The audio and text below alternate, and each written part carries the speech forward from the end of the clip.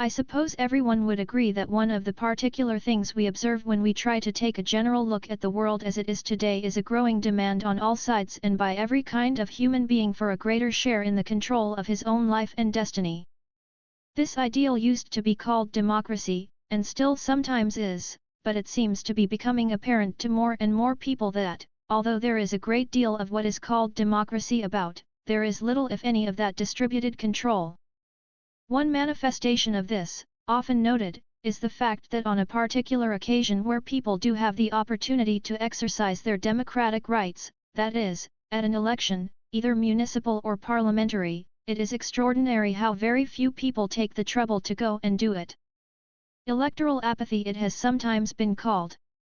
Arising out of this feeling of dissatisfaction, there is a tendency nowadays to speak less of democracy and more of participation as a better name for the thing that we ought to have but haven't got. Demands for participation are heard everywhere, as loudly on the other side of the Atlantic as on this, and indeed throughout the world, and they grow louder and louder.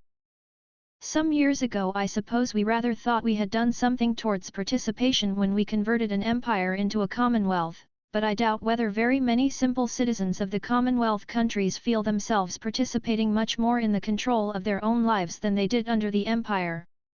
Meanwhile, in almost any direction we turn we get the same demand.